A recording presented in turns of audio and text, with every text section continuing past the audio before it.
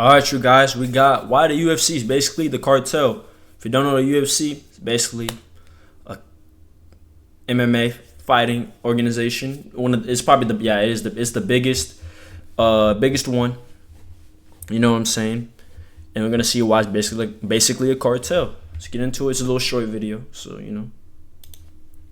We all know the UFC underpays fighters, especially starting contracts on $10,000 to show, $10,000 to win. But have you ever really asked yourself, Bro, 10,000 don't. Okay, let me tell you why before they break this down. 10,000 don't mean nothing. Like, okay, 10,000, yeah, 20,000 don't mean nothing. You gotta pay your nutritionist basically if you have a nutritionist. You gotta pay your trainers. You gotta pay your fees. You gotta pay your fees back. It's so much things that is wrong with the UFC, bro.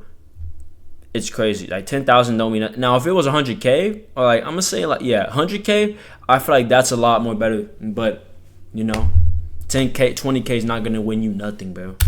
Why? Maybe they just don't have enough money. They do. They do. Trust me. For example, at UFC 306, the worst floor seat cost was $12,000. One seat. $12,000. That means one chair was worth more than a fighter who showed up, fought, and lost. That's what I'm saying. So why is bro. this happening? One short, one long. The short Greedy. answer, they don't need to pay more. The long answer, let's break it down. In the 2000s, MMA wasn't just the UFC. There was real competition like Pride in Japan, Strikeforce in the US, WEC, or Elite XC. If you were a fighter back then, you had options. And because you had options, the UFC had to pay more. It wasn't perfect, but it wasn't a monopoly. But instead of fighting competition, they did what billionaires always do. They bought the competition. Pride, bought and shut down. Strikeforce, bought and absorbed. WEC, gone. Elite XC, collapsed. And the UFC picked up the pieces. One by one, the options disappeared. And when the dust settled, only Bellator was left standing. At first, Bellator was a solid competitor. They picked up whatever the UFC didn't want anymore, like Rampage Jackson and Chael Sonnen. They had few solid names like Are You Not Entertained? Are you not entertained? Patricio Pitbull, Michael Venom Page, Douglas Lima, Shlemenko, and others. Bellator wasn't the UFC, but it was real. It kept some pressure on the system.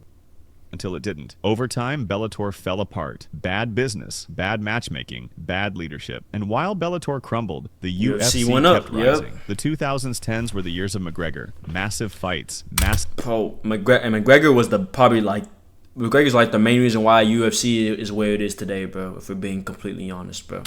Pay-per-views. By the mid-2010s, the UFC wasn't just the biggest promotion. It was the fight game. Everything else, just leftovers. Once the competition was gone, everything changed. The UFC didn't have to fight for talent anymore. They owned the talent. If you were a fighter, you had two choices. Sign with the UFC or fade into obscurity. Bellator tried to compete for a while, but it never reached the same level. And now, Bellator is gone too. Bought by the PFL, another so-called option off the table. The UFC became the gatekeeper to fame, to money, to legacy. And when you control everything, you control the prices too. Now, yes, if you're a big name, you're probably getting paid. Adesanya, John Jones, or Paddy Pimblett. You're bringing eyeballs. You're moving numbers. You're valuable. And for those guys, the UFC cuts bigger checks.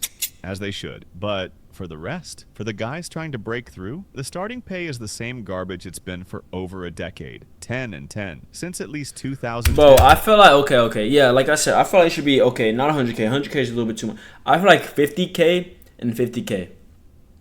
Think about it, bro. Imagine if you up the money. If you're upping the money, more competition is gonna come. More competition. People are gonna be way more hungrier.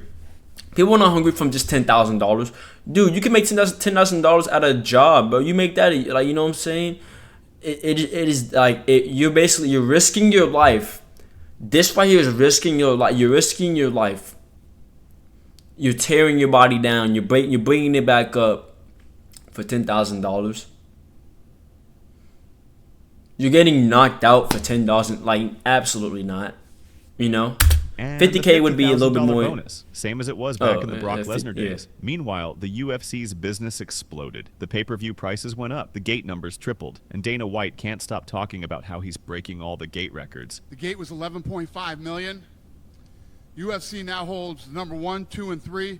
Highest gate record of all time at the Kaseya Center. The UFC is making 10 times what they were in 2010. But fighters at the bottom, they're stuck at 10 and 10. Maybe you can live with the fact that the UFC is a business first. But the one thing that shouldn't slip through the cracks is the starting contract. 10 plus 10 is disgusting. It is. It's criminal. Let's do the math. You fight for 10 and 10. You lose. You only get 10. You pay taxes. Now you're at 7. You pay your trainer and your manager. You're left with 4, maybe 5. $4,000 for months of training. Weight cuts, brain damage. Again, you can make that in a month, bro. I promise you can make that in a month.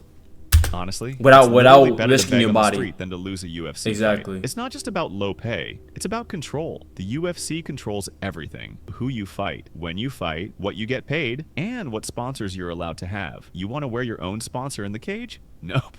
Only UFC. Well, you can't do that? Logos. Wow. Not you. Remember when fighters could earn real sponsor money? 5 figures, 6 figures. Now they get a tiered bonus based on how many UFC fights they've had. And it's not just sponsors. The UFC controls pay-per-view money too. You'd think if you're a champion, you got, let's say, $2 per pay-per-view buy, and your fight sells 1 million pay-per-views, $2 million, right?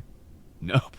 Here's how it actually works. From 0 to 500,000 buys, you only get $1 per buy. From 500,000 to 750,000, you get $1.50. Only after that, from 750 to 1 million, you get $2 per buy. So instead of getting $2 million, you get $1,375,000. So even if you sell out the arena, you're still getting scaled percentages like it's a phone data plan. And here's the thing, you can't complain, you can't speak out, because if you do, you might never get booked again. Yep, exactly. This isn't just about fighter pay, or sponsorships, or contracts. It's about how the business is structured. The UFC isn't just a fight promotion. It's the center of the MMA world. Now, if you want to be seen as the best, you fight in the UFC. Simple as that. The UFC decides who gets signed, who gets pushed, who gets paid. You don't negotiate like a free agent. You accept what's on the table, or you don't fight. And most fighters can't afford to walk away, because there's nowhere else to go. That's just what happens when one company becomes the market. The UFC built that dominance. They earned it, but it also means they don't have to share much. Today, I'm working with Topps and giving away a prize pack of trading cards worth over $5,000. Maybe this is just how the fight business works. If you don't like it, there's a simple solution to this problem. Go start your own MMA organization, no barrier to entry, knock yourself out, pay them whatever you want to pay them. But if you're a fighter entering that system, you should know exactly what you're signing up for. That's true. That's true right there, man. The top stars in boxing can make almost... Shoot. The video we could react to, low-key. We all... Anyways, man. Catch y'all guys later. Do y'all think that UFC is paying a little bit less? Or do you think it's fine where it's at right now? Till next time, I'll see y'all boys later.